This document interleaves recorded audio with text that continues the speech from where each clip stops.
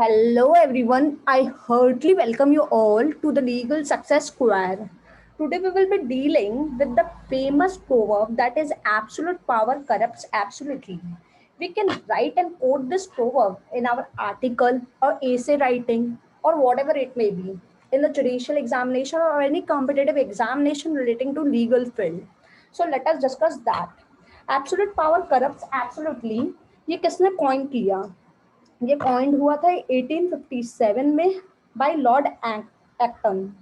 Best known quotation of the 19th century British politician Lord Acton coined it in 1857.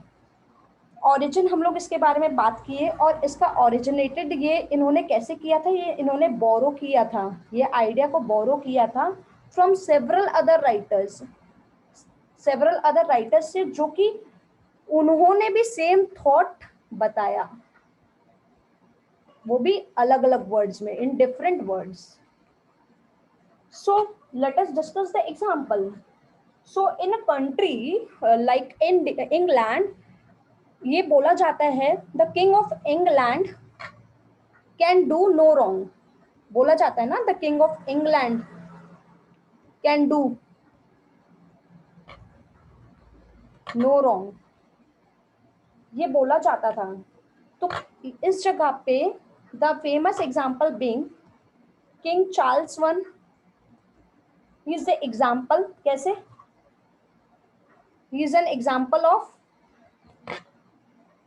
Corruption. He is an example of corruption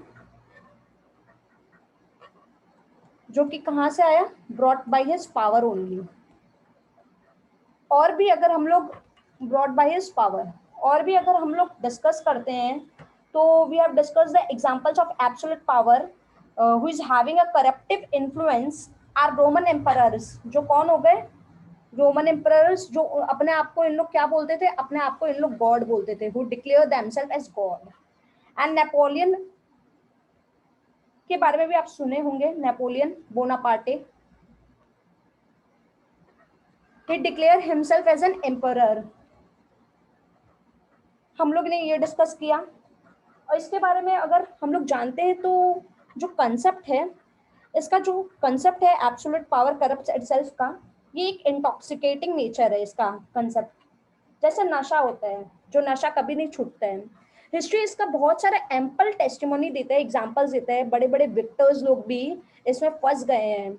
बड़े बड़े Victus like great Victus whom I have named just now, with all good intention of serving the people, उन लोगों ने tyranny adopt किया.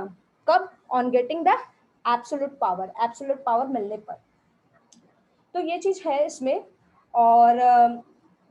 और इन लोग का जो है एक ऑटोक्रेसी नेचर आ जाता है, जिसका मतलब क्या होता है कि इन लोग ने जो बोल दिया वही क्या बन जाता है? Very important to mark. इन लोग जो बोल देते हैं वो लॉ ऑफ द लैंड बन जाता है. और ये इन लोग क्या करते हैं? किल भी करते हैं बहुत सारे जन को विदाउट रीजन. फ्लैटर करते हैं, सबको अपने चंगुल में फंसाते रहते हैं. तो ये चीज याद रखना है अपने को. लास्टली इन कंक्लूजन, एक चीज आपको बहुत इंपॉर्टेंट है जो आपको लिखना बहुत जरूरी है कि अगर ये एक ओपिनियन कन्वे करता है, क्या कन्वे करता है ओपिनियन? कि पर्सन का जैसे ही पावर इंक्रीज होता है, पर्सन का जैसे ही पावर इंक्रीज होता है, वैसे उन लोग का मोरल सेंस जो है वो डिक्रीज होता है. पर्सन का पावर जैसे इंक्रीज होता है, मोरल सेंस वैसे ही डिक्रीज होता है. तो जो लोग को पावर आता है उन लोग को सबमिसिव रहना चाहिए और उन लोग को सेंस ऑफ जस्टिस देना चाहिए. जस्टिस अच्छा होना चाहिए, रीजनिंग पावर उन लोग की अच्छी होनी चाहिए. उन लोग सबके साथ इक्वालिटी, फेयरनेस के तरह डील करें.